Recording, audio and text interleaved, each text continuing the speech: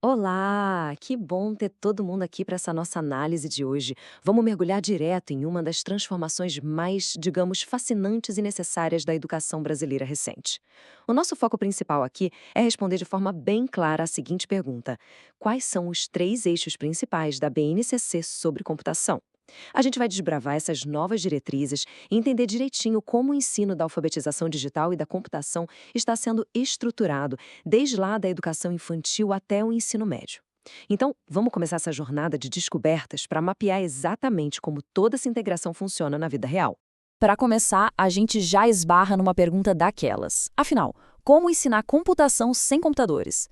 Pode até parecer uma contradição, né?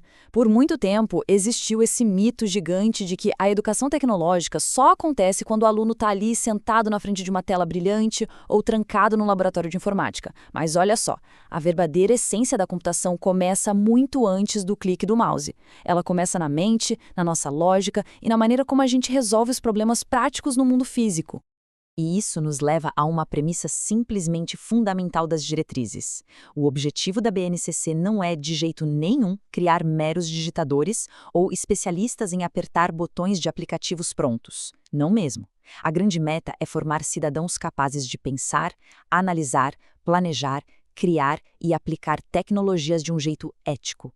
Ou seja, é uma mudança de paradigma essencial, sabe? A ideia é tirar os alunos daquela posição de consumidores passivos de tecnologia e transformá-los em criadores ativos, em pessoas que propõem soluções digitais com senso crítico.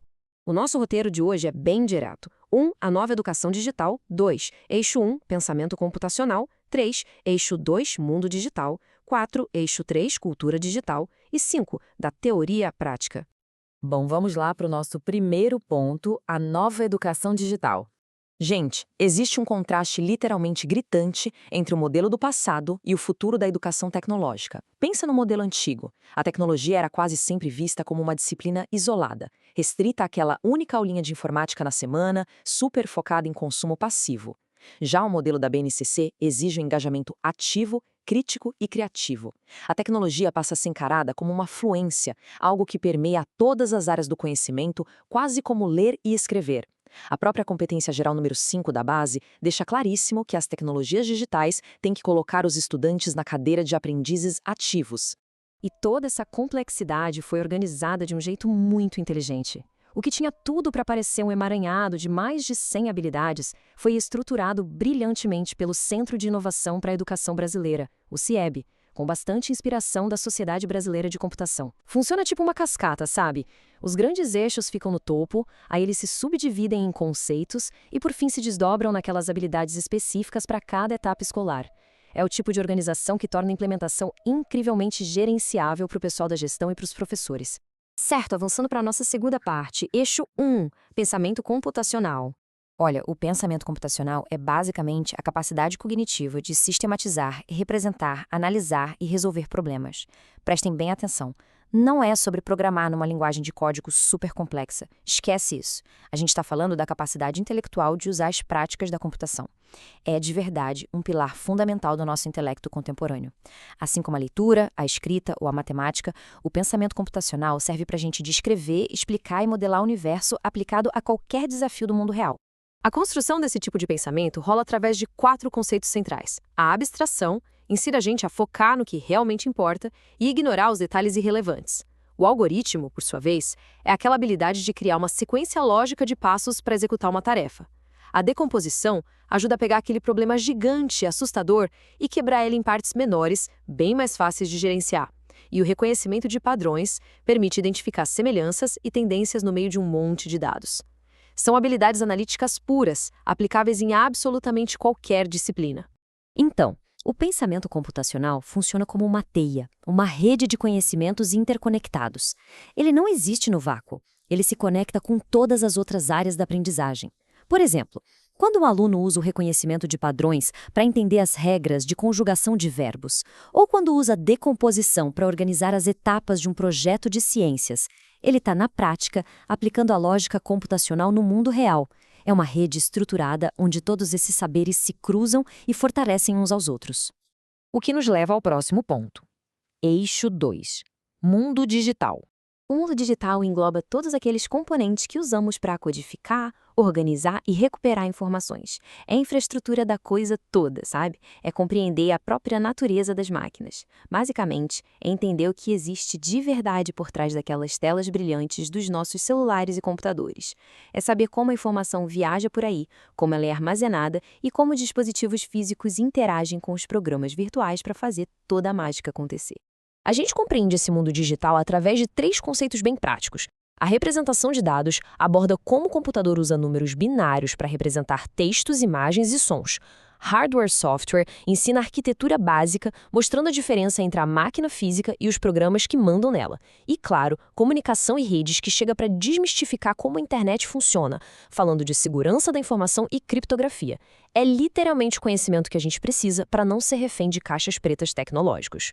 Passando agora para o eixo 3, cultura digital. Porque, convenhamos, não adianta nada saber criar algoritmos geniais se a gente não souber conviver de forma saudável no ambiente virtual, certo? A cultura digital foca exatamente nas relações e no uso da tecnologia de uma forma contextualizada e super crítica. Ela trata dessas nossas interações sociais que são mediadas pela tecnologia.